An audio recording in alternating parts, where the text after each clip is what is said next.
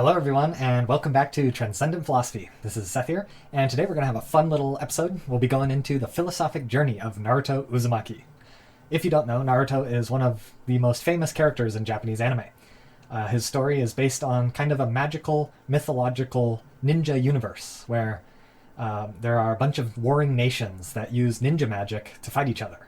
And it's a combination of secrecy and knife fighting and elemental magic and trickery and power plays and a lot of philosophy along the way. Naruto's background. Naruto was an orphan. He never knew that he was the son of a hero, the fourth Hokage, who had saved the village from the fox demon in the past. As you can see here, this is an artistic display of the fourth Hokage, which is the village leader, which was also Naruto's father, up in mortal combat against this giant fox demon who attacked the village. And as the leader of the village, it was Minato's special duty to protect it. In Confucius philosophy, there's the principle of the superior and the inferior in society. And the superiors have the duty to protect and help the inferiors. And the inferiors have a duty to obey and honor the superiors. So Minato, as a superior, had the duty to protect all of the people in his village. So this was him facing off against the fox. Unfortunately, he died facing up against the fox, and that's why Naruto became an orphan. Low skill. Naruto didn't know that his body was now possessed by the fox demon, which damages his concentration and weakens his magic. You can imagine this this fox energy. It's very chaotic, very destructive, and very hateful. He's got all of this chaotic energy inside him that makes him burst out in powerful emotions and struggle to do schoolwork because he's not focused. And you could kind of imagine Naruto as suffering from a type of magical ADHD. And of course, the reason why he suffers from this fox demon is because in order for his father to defeat the fox, his father had to seal a portion of the fox's energy inside his own son as an infant. The pain of loneliness. Very central to the story of Naruto is how lonely he feels. The loneliness because of rejection, because people fear him, because they know that he has the fox demon inside him, and they don't know if he will react violently because of this fox demon. And so he focuses on self-cloning magic, which is a metaphor of learning to love one's own company, which this self-cloning magic, he's able to use his magic to create magical copies of himself, and he can talk to himself, fight with himself, cooperate with himself, train with himself, and so he can generate an unlimited number of friends that are duplicates of himself in order to overcome his loneliness. So you can see a dramatization of how much he suffers. He has a great desire to connect with others, and the greater the desire, the greater the pain when those desires are not satisfied. And so as an extrovert, he's got all of this desire to connect, to love, to befriend, but nobody reciprocates, and he really suffers from that. So how does he handle his suffering? He develops a transcendent goal in order to overcome his suffering. He aims for becoming the leader of his village, a goal that will force all the people who rejected him to acknowledge and accept him. He aims for the highest ideal he can imagine. And this ideal, to become the leader of the village, to become the strongest and most respectable person, that goal gives him enough meaning and motivation to persevere and to try harder, despite being such a nerfed underdog. Everything he does ends in failure. He's not good at magic. He's not good at school. He's not good at making friends. But because of his goal, he keeps trying, and he doesn't give up. And so to become one of these legendary leaders of the village inspires him to keep going. And so he has faith in himself. Even though none of his abilities are impressive, he stubbornly has the faith that he can achieve great goals. Even though there is no evidence that he is capable of such things, he has the audacity to believe in himself. As it says here, "My name is Naruto Uzumaki, and I will become Hokage one day. Believe it." He constantly echoes these bombastic aphorisms and expresses how confident he is in himself. It's kind of the story of fake it until you make it, right? He keeps telling himself he can do it until he actually believes it. And that's kind of it's kind of a practical tool to help yourself psychologically. Sometimes there's this reinforcement loop of, if you just affirm yourself enough, your brain will start to believe the affirmations, and that can help you overcome negative thoughts and negative feedback loops in the brain. Transcendent power. He doesn't realize that his biggest weakness, which is this inner demon, is also his biggest strength that will end up giving him basically unlimited power if he can learn to conquer it. And you can see he's got the red glow of the demon fox around him. Jungian individuation. Carl Jung taught the principle of individuation from a psychological perspective. And so the way to individuate is to, number one, become conscious of your shadow. Your shadow is like your inner demon, metaphorically an inner demon, or your unconscious repressed psychology. So basically your shadow is all the things you don't want to acknowledge about yourself. It's all of the things that you hide from yourself, that you don't want to become conscious of. So maybe some examples might be, if you have some flaws, if you don't want to acknowledge your flaws, that might be your shadow. You're kind of ignoring and hiding from those flaws. Number two, explore the shadow with empathy to understand its motivations. So let's say someone has a lot of anger buried deep within their soul. In order to individuate, you need to become conscious of your anger. What that means is you need to meditate and think about, why am I angry? What parts of me are angry? Where in my soul does that anger exist? And why is it? That second part is trying to understand it. Why is it angry? Right? Try to figure it out, because maybe there's an unsolved problem deep in your soul, and that if you think about it more, all of your conscious mind has a lot of ability to problem solve. And if you can bring it up into that problem solving area, maybe you can start to understand how to fix that problem deep within you. And so step 3 is to lovingly accept the shadow, because it's you, it's part of you. And the psychological fractionation, if you become an enemy with yourself, you can't solve your problems as well, because you're cutting off the channels of internal communication. But by lovingly accepting the shadow, you can reintegrate and start to communicate with it better psychologically and help synergize and solve those problems. So step 4, teach the shadow how to integrate itself with your higher level value systems. What is a higher level value system and what is a lower level value system? Like the lizard brain is focused on immediate pleasures: eating, drinking, friendship, security, ego, image, making yourself look good in front of other people. And your higher level value systems, they're more long-term pursuits. They're how do I make myself a better person for the future? How do I make my family better for the future? How do I make my city better for the future? How do I create better long-term well-being instead of short-term pleasure? And so your conscious mind is focused on the future, and often your shadow is more of a reactionary, focused in the present type of a psychological system. And so learning how to synchronize to where that shadow, it's no longer an enemy to the future, but it helps you with your future-oriented goals. And so that's the integration part. Effectively learning how to synthesize with it. Synthesize is where you allow the combination of things to help each other, to where the sum of the parts is more than the individual parts themselves. You become greater by combining. And so maybe this shadow has some anger, but that anger has some motivational power. And if you can synthesize it, that anger can become a lot of motivational energy to drive you to accomplish your goals. So that energy would be really good to be able to tap into. And so when you allow your conscious mind to work in harmony with these powerful evolutionary drives, then you're not going to accidentally lose control and become possessed by this lizard brain, right? You're not going to explode in anger and do something that you'll regret, because you're in harmony with that aspect of yourself, if you learn to integrate. The story of Naruto is a long, drawn-out process of Naruto slowly achieving Jungian individuation. And it shows how his power level as a ninja, it jumps and grows with each step of individuation. As you can see here, in Naruto, it frequently jumps into his psyche, and it shows his mental battle with this fox demon. And there's a cage, and this cage was set up by his father's magic.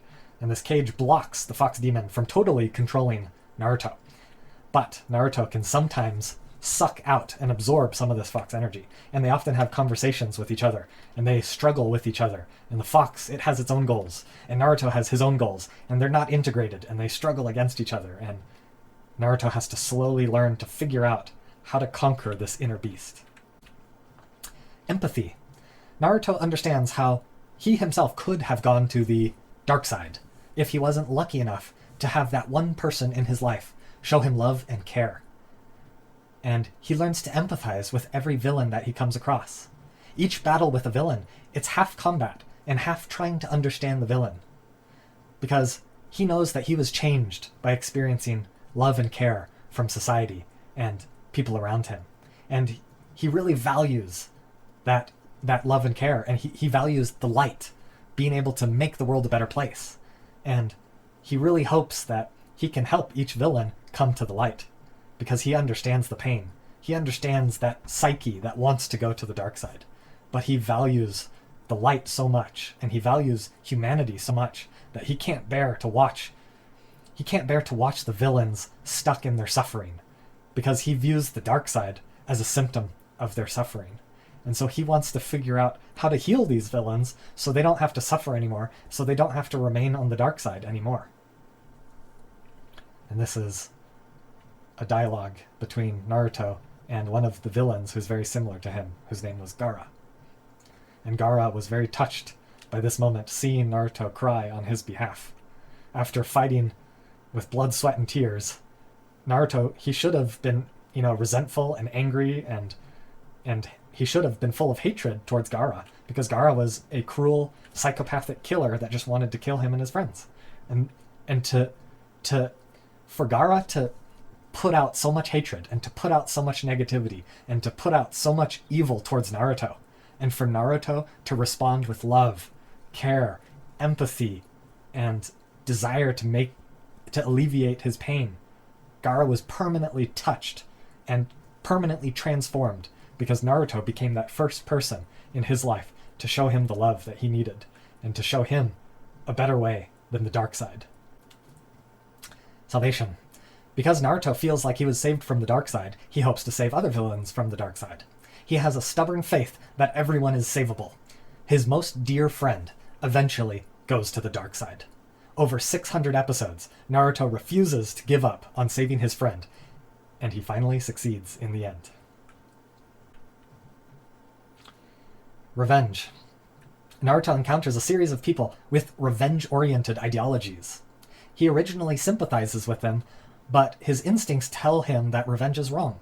Eventually, his own beloved teacher is murdered, this event setting Naruto on the path of revenge. Cycle of vengeance. When Naruto confronts the murderer of his teacher, he realizes that the path of revenge isn't so simple. Conflict can go back in time, over history, and it can get messy deciding how to apply justice. The enemy that killed his teacher claims that the murder was justified since his village was destroyed in a war that the teacher was a part of. Naruto gets introduced to the concept of a cycle of vengeance, which is a never-ending cycle of hatred and revenge that continually spirals downward as one team injures the other, and the other team injures them more, and so now the original team injures the other 3 times, 4 times as much, and they keep injuring each other in greater and greater quantities until nothing but destruction results. This YouTube video is a beautiful dialogue that shows the villain's philosophy. Highly recommend watching it. How to achieve peace. This villain asks Naruto, if every time there is a death, it produces a cycle of revenge, then how can we stop this cycle? Naruto is speechless. He has no idea how to stop this cycle of revenge. The villain says that his plan for world peace is to generate such powerful magic weapons that are analogous to nuclear bombs, that the mere threat of such weapons will deter everyone on the planet from ever daring to continue in the cycle of vengeance. The only problem is that these weapons require Naruto's demon energy, which will necessitate his death in order to create world peace. And they have a fight where this villain both ideologically and physically dominates Naruto. True love. Naruto is shown what true love really is, when someone is willing to give their life for you. Hinata was always extremely shy, anxious, cowardly, and timid. She was the last person that would jump into the fray of battle to save someone. But when Naruto's life was in danger, she was the only one brave enough to stand up to the strongest villain that they could comprehend, and she was willing to die to protect him. True love motivated her to transcend her fears, to transcend her weaknesses, and to save that which was precious to her. And of course, Naruto could not help but be touched by this display of transcendent love. Justified rage. Naruto shows that there are some situations that are so evil and so unfair that murderous rage is justified. Naruto gives in to the temptation of the demon within, and he fully unleashes this fox demon's fury. Faith in the good. Naruto starts off with a black and white view of the world. He slowly grows in nuance, realizing how complex things really are. He was never very smart, but he always had good intuitions. After finally coming to terms with the villain who wants to create world peace with terrorism, Naruto comes up with an answer to the villain's question regarding any alternatives for creating world peace. Naruto remembers that his sensei told him that he believed that one day people would learn to understand each other. In honor of his late sensei, who was brutally murdered by this villain, Naruto decides to bet on his teacher's words. Naruto essentially says that he wants to have faith in the good of humanity and trust that progress is possible without tyrannical terrorism. With this new ideology, he decides to not exact revenge by killing the villain. Naruto, with his actions, shows the way to break the cycle of hatred. He refuses to take revenge. In return, the villain sacrifices his life to resurrect all the people that he had killed. Because this villain was also touched by Naruto's willingness to forgive, and his willingness to overcome his hatred, and his willingness to stop the cycle of revenge. And Naruto's ability to have self-control, his ability to stick to these principles, it gave this villain faith that maybe Naruto's path is possible. Maybe breaking the cycle of revenge is possible because Naruto just did it with his own actions. And perhaps this path to world peace is better than his own. And this is his late sensei's quote. Someday the day will come when people truly understand each other. That's what he believes. Forgiveness. Naruto is quick to forgive, which aids everything he does. He always fights from the perspective of love and never from hate. He's able to forgive his neighbors for despising him as a young orphan. He's able to forgive the demon that tormented him and murdered his parents. He's able to forgive villains. And he's able to forgive his best friend, Sasuke, who is willing to kill him just so that they could part ways. With each level of forgiveness, he grows in power. With each forgiveness, he breaks cycles of hatred. This was how brutal his own best friend was to him. An almost death blow if he didn't have the fox's healing powers. Atone for the sins of a friend. When the great nations declare Naruto's friend Sasuke a criminal, Naruto begs for them to give Sasuke a second chance. Naruto is even willing to suffer on behalf of Sasuke. Sasuke had supposedly murdered a foreigner, and that was why they were seeking revenge on Sasuke. And they were asking Naruto how they could satisfy their need for revenge.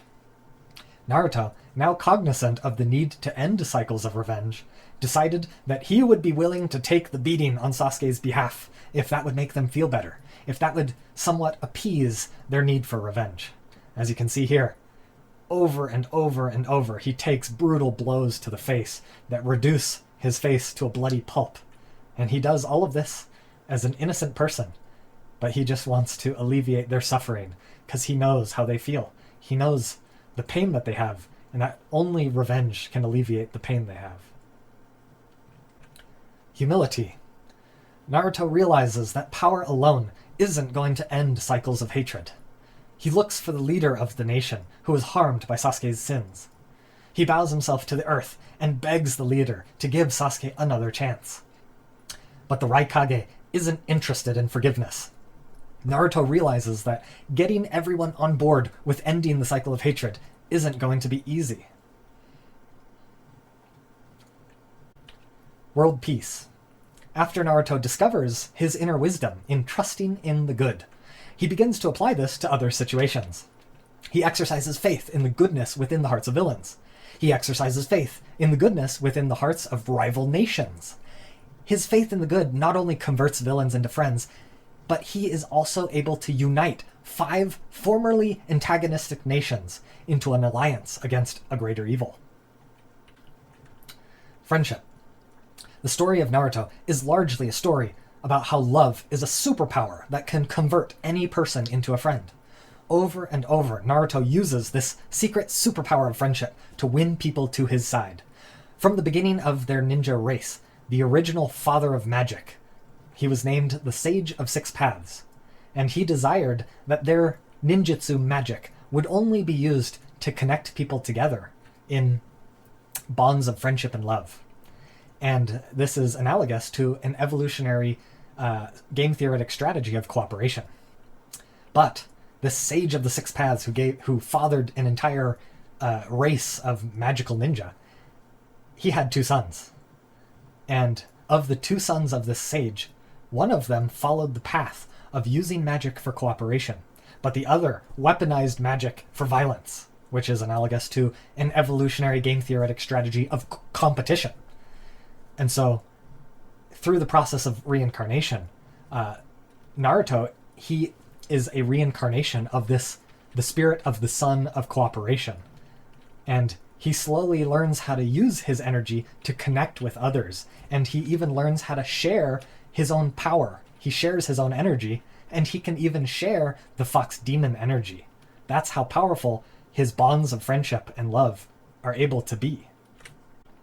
And so you can see in this image, all of these ninja were able to absorb the fox demon energy and increase their power levels by 10-fold. And so love as a superpower, being able to share and synergize magical energies, it shows how in large groups, cooperation is a superior strategy because of all the power generated through shared energy. Solitude. Naruto's primordial rival embodies the opposite philosophy of Naruto's. Sasuke believes that ruminating on hatred can motivate him to get stronger in solitude. Sasuke is the yin to Naruto's yang. Sasuke focuses on the evolutionary game theoretic strategy of competition, as opposed to cooperation. All along Sasuke's journey, he's constantly comparing himself to his brother, comparing himself to Naruto, comparing himself to his teachers, comparing himself to his villains, always competing, always trying to get stronger faster, but never understanding that being alone is a weakness and being together is a strength. Juxtaposition. Over the course of the show, it is unclear which strategy is better. His rival is certainly very powerful in this opposite path of hateful solitude. But towards the end of the show, Sasuke finally understands the source of Naruto's strength, as he dreams of Naruto surrounded by hundreds of friends and supporters. He sees the embodiment of the powers of cooperation. And then the rival is shown himself, all alone in the darkness. He sees, in metaphoric terms, the weakness of this abusive, antisocial, competitive strategy. All alone in the darkness, as opposed to surrounded by friends in the light. Synergy. Just as the Hegelian dialectic looks for the synthesis between the opposing forces of the thesis and the antithesis, Sasuke's yin energy is a perfect complement to Naruto's yang energy. As they finally decide to cooperate, their powers magnify each other's in ways that they didn't predict. Naruto's wind shuriken is able to catch ablaze by Sasuke's inextinguishable black fire, and it magnifies the explosive impact of the fire. As you can see here, the white wind shuriken fuses with the black fire and explodes upon impact, making the combination of their magical attacks much more powerful than each of them would be on their own. Love conquers all. Not only does love convert his inner demon into an ally, villains are converted into friends, but it also saves his rival, Sasuke, from this path of hatred and solitude. Love is shown to be the secret to breaking the cycle of vengeance. As you can see here, the fox finally smiles as it voluntarily decides to cooperate with Naruto, because the fox realizes that Naruto actually cares about him, that Naruto wants to help heal him from his suffering and from his hatred. And so realizing that Naruto has his interests at heart, he can't help but become on the same team as Naruto. Synthesis. Not only are Naruto and Sasuke able to synergize their attacks, but they also end up literally combining their energies to construct a larger unit that contains the both of them. This symbolizes how the two of them are able to become completely harmonious as one superordinate, integrated whole. This is a model for how opposing sides can reach a new plane of power if they are able to reach a new level of unity. So Sasuke has this purple armor energy, and Naruto has this yellow fox energy, and they are able to completely synergize in building this armored unit, where Naruto builds up this giant fox with his energy, and Sasuke is able to synergize his purple armor on top of the fox, creating, once again, the combination of their energies is much more powerful than either of them individually. Transcendent love. Multiple characters embody a transcendent love that is willing to sacrifice their life for the things that they love, whether it be the people or the village that they want to protect. Transcendent unity. When enough people embody transcendent love, an emergent phenomenon of social unity occurs that is as powerful as a family bond at the collective level. All of their magic powers synthesize into a synergy that is greater than the sum of its parts. It is a parable for how we in our modern societies can achieve a transcendent love for our societies if we can embody these principles. As you can see here, Minato, he connects his chakra arm to Naruto, and he spreads chakra tentacles to the entire army. And through these chakra tentacles, they are able to share this fox demon energy. And so this unlimited source of magical power within the fox, because they have these bonds of love, because of these bonds of friendship, they are able to share this unlimited source of energy, and the entire team is able to cooperate to defeat a seemingly unbeatable enemy, right? Destination. After everything Naruto goes through, he is eventually promoted to the leader of the village. He becomes the Hokage that he had always dreamed of becoming. He finally makes it to his destination. He accomplishes his goal through perseverance, hard work, and transcendent love. And he leads the world into a future of peace and prosperity for all. The story of Naruto is largely an epic story that expresses the aphorism, hard times create strong men, and strong men create good times.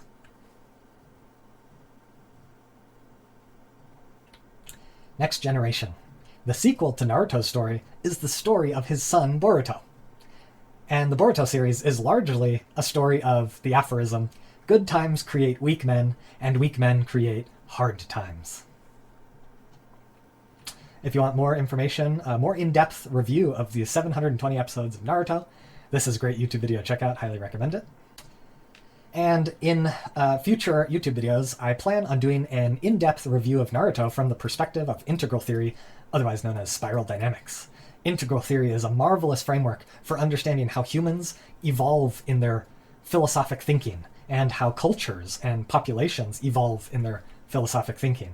It shows the psychological maturity of a person or group. And if we want to make the world a better place, I think understanding integral theory will be very central to giving us a useful heuristic, a useful framework for seeing a couple of the steps along the way that might help us through some transitions. And finally, to end on a quote from Naruto. Naruto, in his sage form with the ghosts of Jiraiya and his father Minato by his side, he faced the villain who wanted world peace, and the villain who challenged Naruto's principles, who challenged Naruto to develop a philosophy of world peace. And Naruto was able to rely on the wisdom of his teachers and respond with, if there is a curse if this world is cursed with entropy, if this world is cursed with cycles of revenge, if this world is doomed to continuous wars and civil wars and hateful enmity of brother against brother, then Naruto's response is, I will break that curse. If there is such a thing as peace, I will find it. I will never give up. And with that stubborn determination to pursue world peace, I invite all of you to join me and join the many others of people in our society and people in this world who crave and desire world peace. People who love all races and all nations of this earth. People who love people from both political parties. People who love people in religions and who love atheists. If your love is of the type that is unconditional and transcendent in nature, then I believe that you will be willing to do whatever it takes to pursue that world peace and to pursue that transcendent cooperation amongst all people, amongst all nations, and amongst all belief patterns. I hope that you will be willing to unite with me and to unite with Naruto in pursuing this world peace.